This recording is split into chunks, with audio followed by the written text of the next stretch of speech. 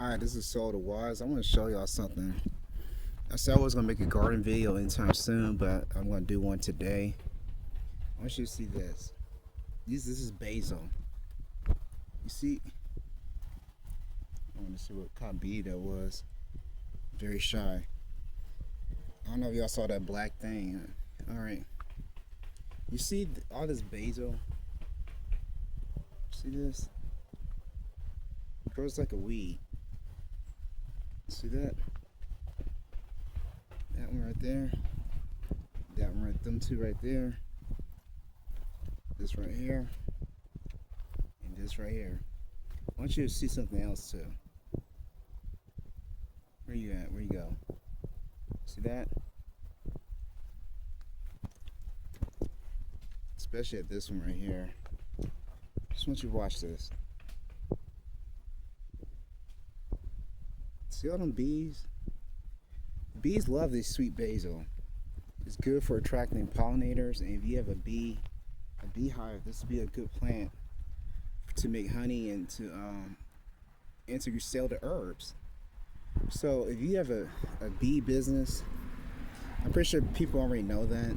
I'm just observing it, and I just noticed it today. What I do, I sell the herbs. I sell them to other people because if you don't have a lot of land, herbs is the best thing to grow to make profit. And that's why I never pull these down. I haven't used them this year, but I just let them grow. I probably will start selling them, find a restaurant to sell them to. That's actually a good idea.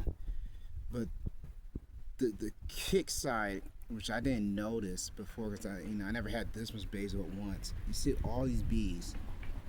If you have a beehive with the basil combined, you can make a lot of money because it's going to create a lot of honey, and you can sell the honey, the wax, and the spice. And also, if you have other things, it's a great companion plant. You see, it's hardly any other bees over here. But if you plant one of these next to one of your other crops, they're more likely to pollinate because they're attracted. They're just going to make their rounds, and they're more likely to pollinate everything in that vicinity. But you see, they gave the first attention to the sweet basil, and that's not an accident. So you should plant more sweet basil or herbs like that to attract your pollinators, so your vegetables can be pollinated. It's a lot more easier. I'm not talking about flowers. I mean, I know a lot of people talk about flowers. That's a native bee. I don't know what kind it is, but that's another native bee. See him? It was different.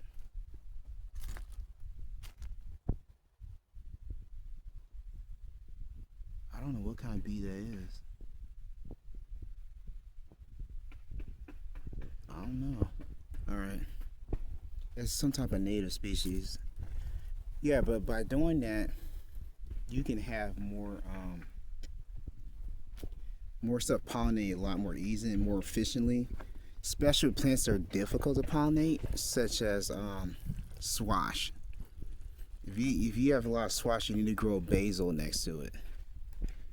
That should aid it. I don't know, because it might not work because I haven't tried it yet. Because they're right next to each other. That plot right here, that one got the most squash I got out of that. So maybe it does work.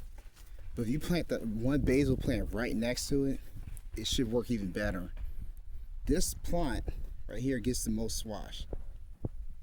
This one struggles a little bit, but it gets just the second. No, that's not the second one. That's like the third one to produce. The second one that produced the most is this one. And it's next to this basil one, that basil one, and this basil one. But the problem, the reason why they get much squash out of this one, because this one's mostly zucchini. Zucchini grows slower. And I was actually getting squash out of here too. And I thought I picked all of them. Nope, I guess I didn't. I must have forgot it or left it somewhere. Oh well. I'm watering the plants today. I water them nice and good because I'm trying to revive them. You see, they're trying to come back. Trying to give them a fighting chance. because they were almost dead. I got broccoli on the way. We got broccoli and so I forgot what else I was planting. That's on the way. They're coming up now.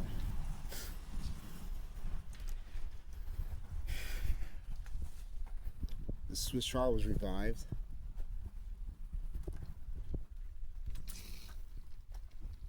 And just you see the squash finally got bigger over here. So it was a watering issue. I confronted the problem. I took out some of the competition because they died anyway. As you can see, they're getting bigger and they're producing fruit again. So they're finally behaving the way they should. This one, I think this one's gonna die. Yeah, just took it out. Yeah, it was gonna do. It was gonna survive, was it? Oh, it has some green. It might have. Oh well.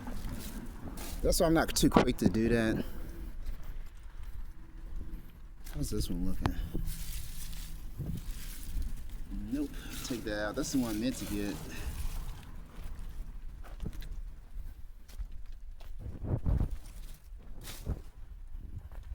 Yeah, I don't want it soaking up energy from other plants if it's that dead, that damaged anyway. Only the strongest will survive.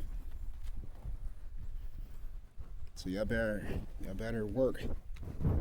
Better get to work. So yeah, man. That's it, man. This one came back to life. It was almost dead. I have that green thumb. I learned at an early age. This one responded to all that water. So yep. And this one I'm trying to revive. It don't look like it's gonna happen. It looked better yesterday than it did today. Yeah, it looked like, yeah, I didn't know that was cut off. Shoot. Yeah, this one might be done. It's just time to end that. Yeah, his career is over. This one did a lot of good. It produced a lot of vegetables for me. It's so sad that it died already.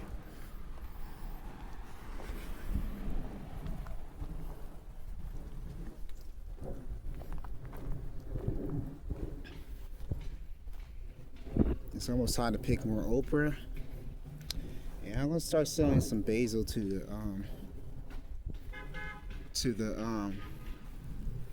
one of these restaurants. They'll buy this because I need to get rid of this basil. I have too much basil. It's ridiculous. I'm heavily invested in basil. I don't really want all this basil, to be honest with you. I didn't think he was gonna get this invasive. So he has to go. I have to get rid of this stuff. Yeah, you're gonna get rid of that basil. I'm gonna come up off that. You watch. All right, man. Solar wise, man. The economy's about to crash, man. You know, food's not the only thing I'm good at. I don't know if I'm gonna tell you my secrets because y'all don't really watch the channel anyway. You know, but I'm opting out of U.S. stock accounts. Slowly but surely, I'm pulling out.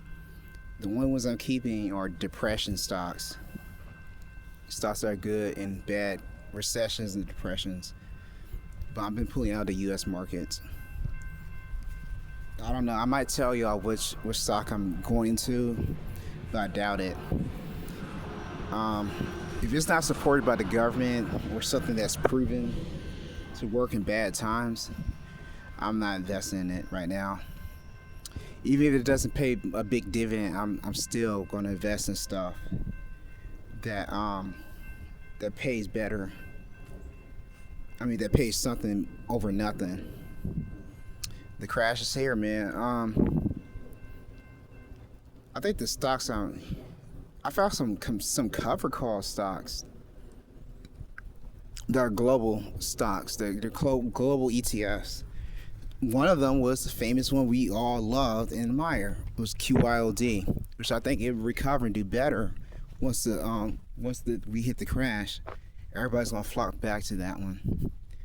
So there's a couple of stocks that are like that. I found out, and not only that, there's just stocks that aren't just overseas. They're not ETFs or cover calls, but there's something that pay a lot better. Look at the cute little swirl. He's so cute.